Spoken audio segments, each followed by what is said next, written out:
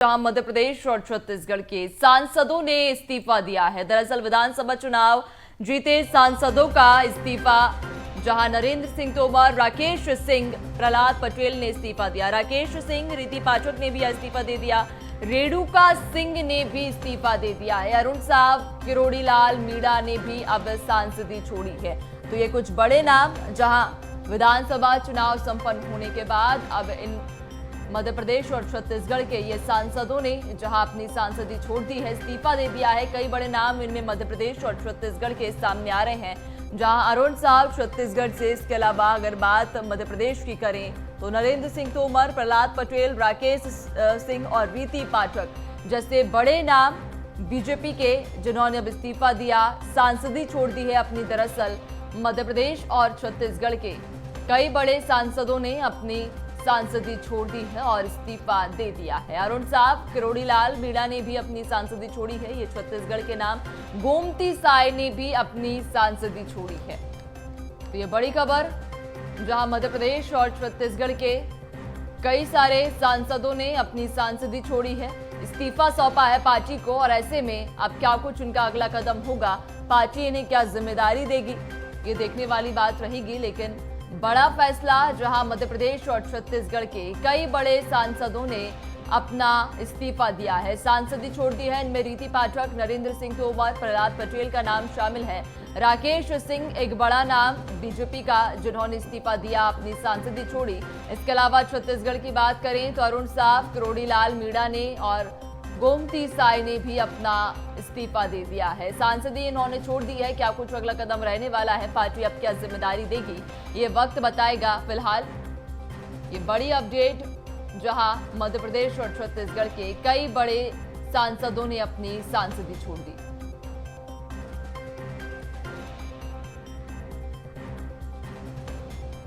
तो मध्य प्रदेश और छत्तीसगढ़ के ये कुछ बड़े नाम, जिन्होंने अपनी सांसदी छोड़ दी है। इनमें नरेंद्र सिंह तोमर, प्रहलाद पटेल, रीति पाठक, राकेश सिंह का नाम शामिल है। इन्होंने अब अपनी सांसदी छोड़ दी है। क्या कुछ अब आने वाले समय में पार्टी इनको जिम्मेदारी सौंपेगी, खैर वक्त बताएगा। ज्यादा जानकारी लेंगे, चर्चा करेंगे। संवाददाता विवेक हमारे साथ में जुड़ गए हैं। विवेक, मध्य प्रदेश और छत्तीसगढ़ के कई बड़े सांसदों ने अपनी सांसदी छोड़ दी है। रीति पाठक, नरेंद्र सिंह तोमर, प्रहलाद पटेल जैसे बड़े नाम। क्या कारण सांसदी छोड़ने का? क्या पार्टी आने वाले समय में बड़ी जिम्मेदारी से नवाजेगी? बिल्कुल नैन्सी, जिस प्रकार से चुनावी परिणाम सामने आया, प्रचंड बहुमत से बीजेपी की मध्य प्रदेश और छत्तीसगढ़ में सरकार बनी है, उसी के बाद लगातार जो अटकलें हैं, लगातार जो चर्चा है कि मध्य प्रदेश का मुख्यमंत्री कौन, और क्योंकि बीजेपी पार्टी ने जिस प्रकार से बड़े दिग्गज नेताओं को जमीनी स्तर पर उतारा था और लगातार जिस प्रकार से काम भी देखने को मिला था, और ये जो बड़े नाम है, खासतौर पर केंद्रीय मंत्री नरेंद्र सिंह तोमर की बात करें, केंद्रीय मंत्री प्रहलाद पटेल की बात करें, और बात की जाए सांसद राकेश सिंह की यदि बात करें और सांसद रीति पाठक की बात करें, तो जिस प्रकार से दिल्ली से खबर आ रही कि लोकसभा स्पीकर से मुलाकात करने के बाद इन सांसदों ने इस्तीफा दे दिया है। और मध्य प्रदेश की सियासत की यदि बात करें तो लगातार मध्य प्रदेश में खबरों में लगातार बने हुए कि मध्य प्रदेश का मुख्यमंत्री अब कौन रहेगा, क्योंकि बड़े दिग्गज नेताओं की यदि बात करें तो इन बड़े दिग्गज जो नेता हैं वो लगातार प्रधानमंत्री नरेंद्र मोदी और केंद्रीय गृह मंत्री अमित शाह, और बात की जाए बीजेपी के राष्ट्रीय अध्यक्ष जेपी नड्डा, ये तमाम बड़े नेताओं से लगातार ये नेता मुलाकात करते हुए दिखाई दिए हैं बीते 3 दिनों में। और जिस प्रकार से आज अपनी सांसदी से इस्तीफा दे दिया, यानी देखने वाली बात है कि अब ये बड़े जो चेहरे हैं वो मध्य प्रदेश की सियासत पर विधायक के रूप में देखे जाएंगे, क्योंकि जिस प्रकार से बीजेपी ने एक नया ट्रम्प कार्ड खेला था, एक नई रणनीति खेली थी इन बड़े नेताओं को मध्य प्रदेश की सियासत पर उतारकर। अब देखने वाली बात होगी कि जिस प्रकार से केंद्रीय गृह मंत्री अमित शाह की बात की जाए तो उनकी रणनीति के तहत तमाम बड़े दिग्गज नेता मध्य प्रदेश की सियासत पर थे, और अब जिस प्रकार से ये बड़े जो चेहरे हैं जो सांसद हैं वो अब जो विधायक का चुनाव है वो जीत चुके हैं और अब लोकसभा स्पीकर के सामने जो संसदीय है कहीं ना कहीं उसका जो इस्तीफा है वो अब दे दिया है। अब देखने वाली बात है क्योंकि ये जो बड़े चेहरे हैं नरेंद्र सिंह तोमर, प्रहलाद पटेल, राकेश पाठक, रीति पाठक, वो अब मध्य प्रदेश की सियासत पर विधायक के रूप में काम करते नजर आएंगे क्योंकि बड़े लंबे दिनों से यानी करीब 3 दिनों से चुनाव परिणाम के आने के बाद ये कयास लगाए जा रहे थे कि मध्य प्रदेश में इन बड़े नेताओं को क्या जवाबदारी दी जाएगी। लगातार बड़े नेता कहीं ना कहीं देखने वाली बात होगी, चूंकि सभी ने एक साथ इस्तीफा दिया है, सांसदी छोड़ी है, अब क्या पार्टी इन्हें जिम्मेदारी देगी, किस ओहदे से नवाजेगी, ये खैर वक्त बताएगा। बने रहिएगा आप भी, आपसे और भी अपडेट्स लेंगे। जो हमारे साथ अब चर्चा करने के लिए स्टेट एडिटर शरद श्रीवास्तव जी भी जुड़ चुके हैं। शरद जी, एक साथ मध्य प्रदेश और छत्तीसगढ़ दोनों ही प्रदेशों के बड़े नाम सांसदी छोड़ चुके हैं, क्या कारण माना जाए? देखिए नैन्सी, इसके 2-3 पहलू हो सकते हैं। एक पहलू तो ये कि जो नियम कहता है उसके मुताबिक वो एक साथ एक बार में 2 पदों पर नहीं रह सकते, लेकिन इसके लिए 14 दिन का वक्त चाहिए होता है। अगर कोई सांसद जो चुनाव लड़ा है विधानसभा का और वो विधायक बन जाता है तो जब तक कि विधानसभा की सदस्यता न ले ले तब तक ये नियम लागू नहीं होता। यहाँ पर जो सांसद विधानसभा का चुनाव जीते हैं, 7 सांसदों ने चुनाव लड़ा था जिनमें से 5 चुनाव जीत गए हैं मध्य प्रदेश में, और छत्तीसगढ़ में भी जो सांसद चुनाव जीते हैं तो वो जब तक कि विधानसभा की सदस्यता न लें तब तक ऐसी कोई बाध्यता नहीं होती है कि उनको तुरंत ही इस्तीफा देना पड़े। तो एक तो ये नियम की बात है, लेकिन देर सवेर सही अगर वो विधायक या तो वो विधायक रहते या तो वो सांसद रहते तो उन्हें इस्तीफा देना पड़ता। लेकिन अभी इतनी जल्दी इस्तीफा हो जाना जबकि विधायक की जो सदस्यता है वो उनका नहीं हुआ है विधानसभा के अंदर, तो फिर इसके कहीं ना कहीं जो राजनीतिक मायने हैं वो निकाले जा रहे हैं। और एक बात ये भी बिल्कुल स्पष्ट दिखाई दे रही है कि ये जो बड़े नेता हैं जिन्हें विधानसभा का चुनाव लड़ाया गया है वो यहीं मध्य प्रदेश में, या अगर वो छत्तीसगढ़ के हैं तो फिर छत्तीसगढ़ में ही रहेंगे। अब सवाल ये उठता है कि अगर इतने बड़े नेता जो सांसदी छोड़ रहे हैं और सिर्फ विधायक रहेंगे तो फिर उनकी यहाँ जिम्मेदारियां क्या होंगी।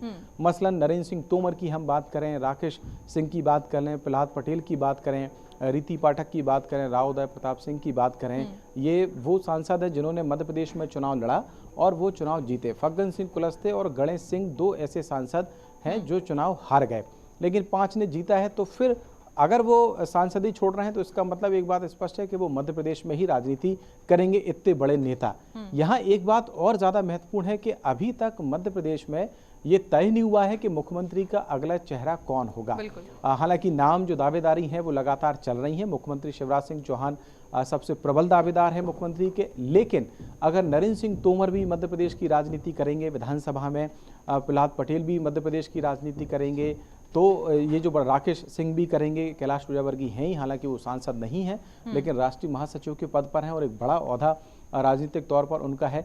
अगर ये सारे नेता मध्य प्रदेश में राजनीति करेंगे और मुख्यमंत्री शिवराज सिंह चौहान ऑलरेडी हैं ही, जो ये भी कह चुके हैं कि वो दिल्ली नहीं जा रहे हैं, इशारों में राजनीतिक तौर पर उन्होंने बड़ी बात कही है। तो अब इतने बड़े जो दावेदार हैं वो उनमें तो एक तो मुख्यमंत्री की रेस है, तो इनमें से कोई एक ही मुख्यमंत्री होगा। लेकिन अगर एक ही मुख्यमंत्री होगा तो फिर बाकी के मंत्रिमंडल में, मैं उदाहरण के तौर पर अगर कहूं कि अगर मुख्यमंत्री शिवराज सिंह चौहान होते हैं, कंटिन्यू करते हैं मुख्यमंत्री के तौर पर, और नरेंद्र सिंह सांसद से इस्तीफा दे दिया है तो इसका मतलब कि वो विधायक रहेंगे। अगर वो विधायक रहेंगे तो शिवराज कैबिनेट कैसी होगी, ये इतने बड़े राजनीतिक सवाल हैं जो सिर्फ बीजेपी में ही खड़े हो सकते हैं, क्योंकि बीजेपी अपने फैसलों से आमतौर पर ही नहीं, पिछले कई बार से हमने देखा है कि चौंकाती आई है और तमाम बड़े दिग्गज नेताओं को अगर इसी तरीके की परिस्थितियां रहीं तो हम उनको एक ही कैबिनेट में देखेंगे जिनमें से एक कोई मुख्यमंत्री होगा, बाकी के मंत्री ही होंगे, या तो गृह मंत्री, नगरीय प्रशासन, जो भी XYZ पोर्टफोलियो उनको मिलता है, अगर वो विधायक रहते हैं और मध्य प्रदेश की ही राजनीति करते हैं। तो बहुत चौंकाने वाला एक तरीके से ये पूरा फैसला है बीजेपी का। आप देखना होगा कि क्या बीजेपी का केंद्रीय नेतृत्व दोनों प्रदेश के बारे में सोच रहा है, मध्य प्रदेश और छत्तीसगढ़ के बारे में। और सबसे पहले तो यही इस बात पे सस्पेंस खत्म हो कि मुख्यमंत्री कौन होगा, और फिर जब वो सस्पेंस खत्म हो तो फिर ये भी कि बाकी के जो दिग्गज नेता हैं जिनके बारे में मैंने गिनाया उनकी क्या भूमिका होगी, और अगर कैबिनेट में वो सभी रहते हैं तो फिर उनके पोर्टफोलियो क्या होंगे। कुल मिलाकर ये कह सकते हैं कि आने वाले 2 से 3 दिन बेहद दिलचस्प होने वाले हैं, क्योंकि अभी तक कोई स्थिति दिल्ली में साफ नहीं हुई है सीएम फेस को लेकर। पहले वो होगी जो एक प्रोसेस है, तो संसदीय बोर्ड जो है वो तय करता है नाम, फिर विधायक दल की बैठक होती है वो जो यहाँ भोपाल में होगी, और अगर छत्तीसगढ़ की बात है तो छत्तीसगढ़ में विधायक दल की बैठक होगी, और तब ये साफ होगी पूरी जो राजनीतिक परिस्थिति है आने वाले समय की। लेकिन बेहद चौंकाने वाले, बिल्कुल देखिए आने वाले समय में तो स्थिति साफ होगी ही कि क्या कुछ बीजेपी ने तय किया है, क्या रणनीति रहेगी। जिस तरह से आज चौंकाने वाला ये निर्णय आया कि सांसदी छोड़ दी गई, अब इसके बाद इन सभी प्रबल दावेदारों को क्या जिम्मेदारी पार्टी देगी, ये वक्त बताएगा। आप बने रहिएगा और भी लगातार आपसे हम चर्चा करेंगे आगे। लेकिन उसके पहले ये भी अपने दर्शकों को बता दें कि आखिरकार वो कौन से नाम हैं मध्य प्रदेश और छत्तीसगढ़ के जिन्होंने अपनी सांसदी छोड़ी है। तो नरेंद्र सिंह तोमर जिन्होंने इस्तीफा दिया और अब इन्होंने अपनी सांसदी छोड़ी है, केंद्रीय मंत्री नरेंद्र सिंह तोमर। इसके अलावा रीति पाठक ने भी इस्तीफा दे दिया है। विधानसभा चुनाव इन्होंने लड़ा था, जीती भी भारी मतों के साथ में। इसके अलावा अगला नाम राकेश सिंह, इन्होंने भी विधानसभा चुनाव लड़ा, भारी मतों के साथ में जीत हासिल की और अब इस्तीफा दे दिया है। रेणुका सिंह ने भी अब इस्तीफा दिया। प्रहलाद पटेल एक बड़ा नाम बीजेपी का, जहां इन्होंने भी इस्तीफा दिया है और विधानसभा चुनाव लड़ा था। अगर छत्तीसगढ़ की बात करें तो छत्तीसगढ़ से रेणुका सिंह जो कि मुख्यमंत्री पद के लिए दावेदारी भी ठोक रही हैं। इधर अरुण साव, उन्होंने भी इस्तीफा दिया और अरुण साव भी अब छत्तीसगढ़ मुख्यमंत्री पद के लिए दावेदार माने जा रहे हैं। इधर अगर मध्य प्रदेश की बात करें तो नरेंद्र सिंह तोमर, प्रहलाद पटेल और राकेश सिंह, रीति पाठक, ये सभी बड़े नाम हैं बीजेपी के जिन्होंने चुनाव लड़ा था। विधानसभा चुनाव सांसद रहते हुए चुनाव लड़ा और भारी मतों के साथ जीत हासिल की, लेकिन अब सांसदी से इस्तीफा दे दिया है। अचानक इस इस्तीफे का क्या कुछ कारण रहा है ये वक्त बताएगा और पार्टी क्या जिम्मेदारी देगी, ये खैर समय आने पर स्थिति साफ हो जाएगी।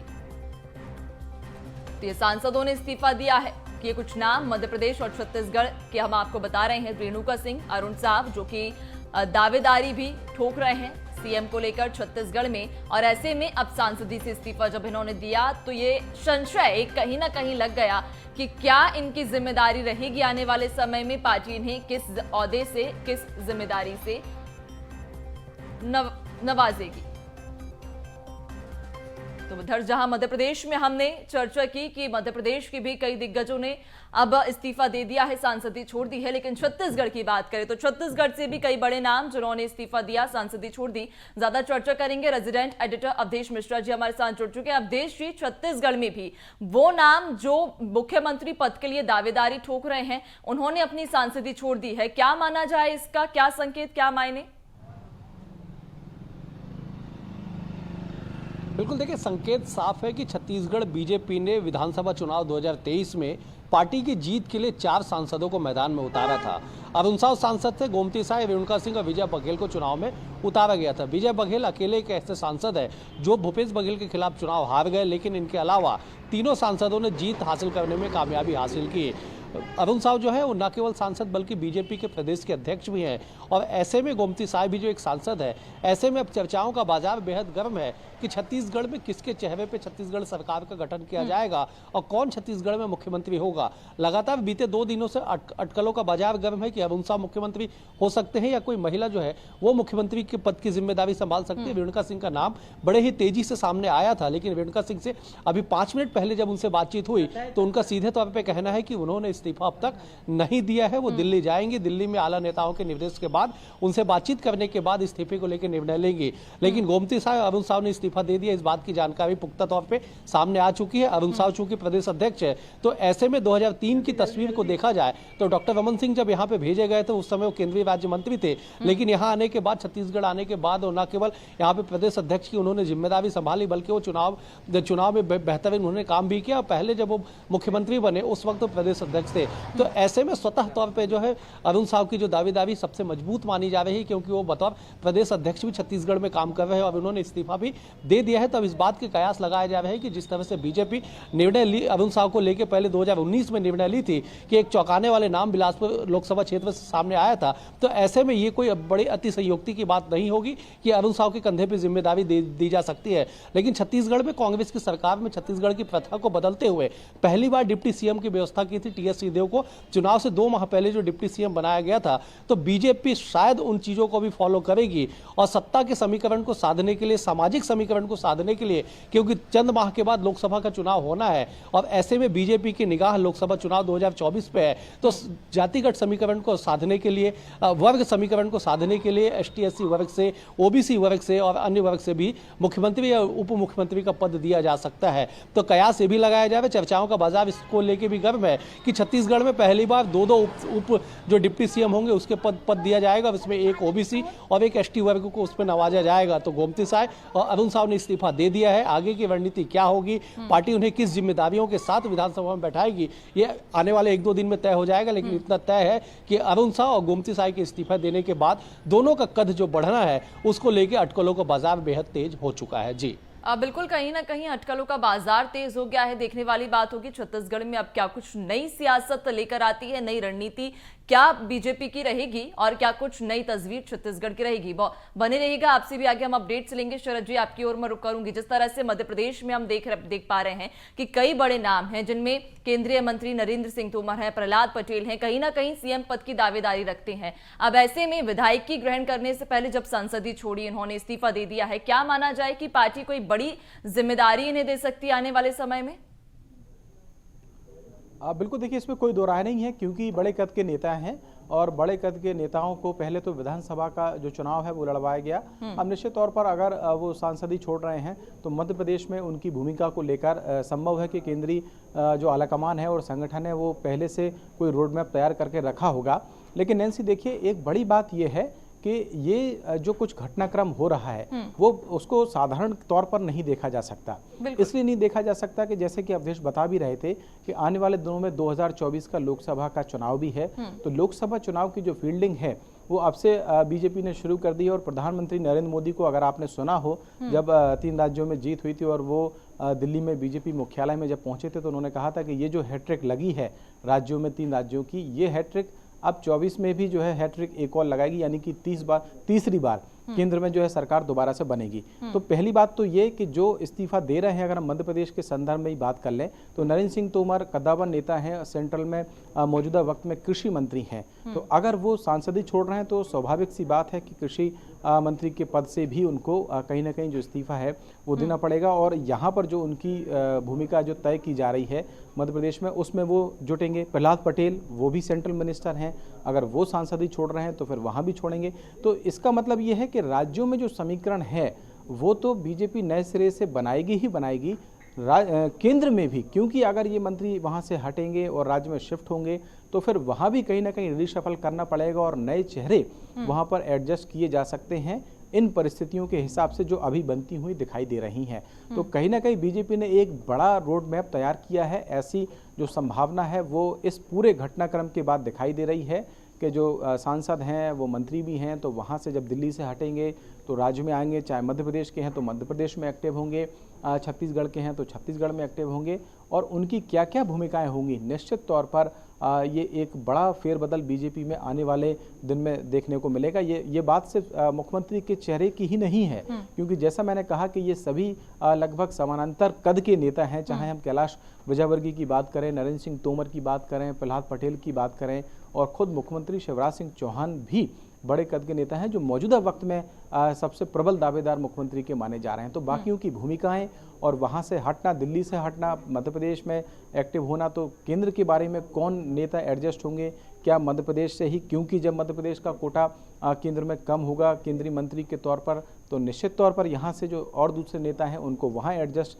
किया जा सकता है। राकेश सिंह, एक नाम मैं भूल गया, वो पूर्व जो प्रदेश अध्यक्ष हैं वो भी रहे हैं मध्य प्रदेश में, उनको जब यहाँ पर कोई भूमिका बड़ी दी जाएगी तो फिर दिल्ली में वो कौन से चेहरे होंगे जो मध्य प्रदेश से एडजस्ट किए जाएंगे। निश्चित तौर पर ये मान लीजिए कोई एक बड़ा रोड मैप बीजेपी ने मध्य प्रदेश और छत्तीसगढ़ के बारे में अवधेश ज़्यादा बेहतर बताएंगे, लेकिन निश्चित तौर पर कोई ना कोई बड़ा रोड मैप बीजेपी ने संगठनात्मक तौर पर 2024 के चुनाव से पहले तैयार किया हुआ है। बिल्कुल, आप बने भी रहिएगा, लगातार आपसे और भी अपडेट्स लेंगे। अवधेश जी, आपकी ओर रुख करूंगी मैं। जिस तरह से शरद जी भी लगातार इस बात का जिक्र कर रहे हैं कि 2024 अब नजदीक है, 2023 में देखा कि बीजेपी ने दोनों ही प्रदेशों में प्रचंड बहुमत के साथ में जीत हासिल की है। अब ऐसे में ये फेरबदल किस ओर इशारा करता है कि क्या 2024 की तैयारी में अभी से बीजेपी जुट गई है? चूंकि जिस तरह से सीएम फेस की भी आप बात कर रहे थे कि अभी तक पार्टी ने सीएम फेस को लेकर कोई प्रतिक्रिया भी नहीं दी है।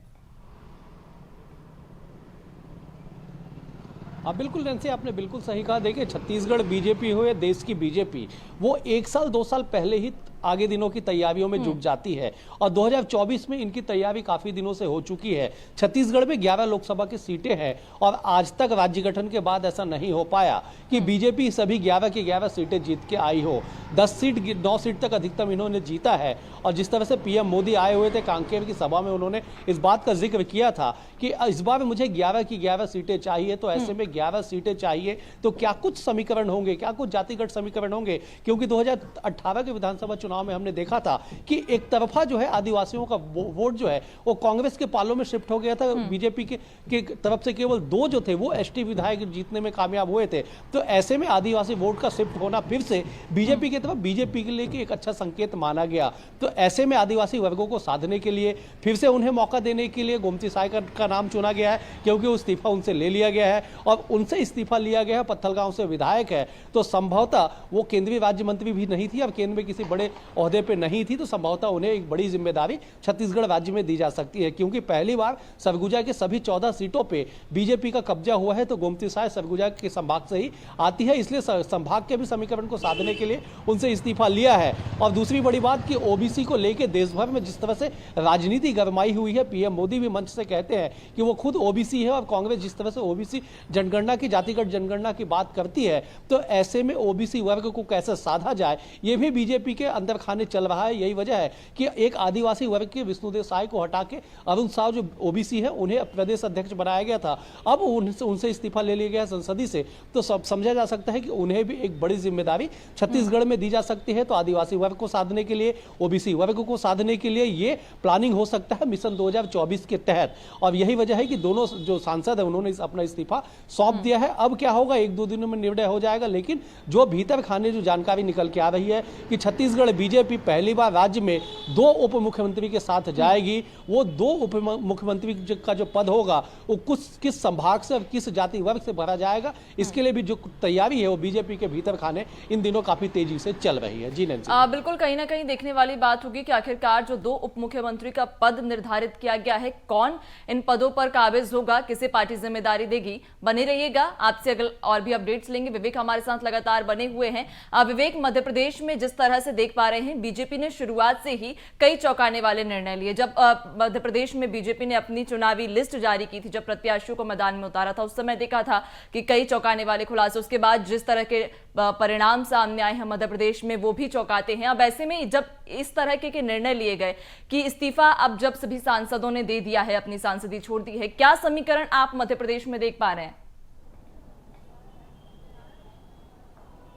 बिल्कुल एनएनसी, जिस प्रकार से 2023 के विधानसभा चुनाव से ही बीजेपी जो पार्टी है वो 2024 के लोकसभा चुनाव की जो तैयारी है वो करती हुई दिखाई दे रही। जो जिस प्रकार से आज लोकसभा स्पीकर के सामने सांसदों ने जो इस्तीफा दिया, इससे साफ हो गया कि अब मध्य प्रदेश की सियासत पर ये जो बड़े दिग्गज नेता है वो यहाँ काबिज होंगे। और लोकसभा चुनाव की यदि तैयारी की बात करें तो उस पर कहीं ना कहीं इनकी बड़ी जो अहम भूमिका है वो अब दिखाई देगी। क्योंकि 2023 के चुनावी फॉर्मूले की यदि बात करें तो बीजेपी ने अलग अलग क्षेत्र में जिस प्रकार से बड़े दिग्गज नेताओं को उतारे थे, एक बड़ी जवाबदारी दी थी, तो संभावना ये भी दिख रही कि जब इतने बड़े चेहरे जो अपने आप में एक भारतीय जनता पार्टी के बड़े नेता कहलाते हैं और बड़े लंबे से इनका राजनीतिक जो करियर है वो हमेशा देखने को मिला है, और जिस प्रकार से अलग अलग क्षेत्र से आते हैं, तो संभावना ये भी लग रही कि कहीं ना कहीं जब मध्य प्रदेश के मुख्यमंत्री का जो चेहरा जब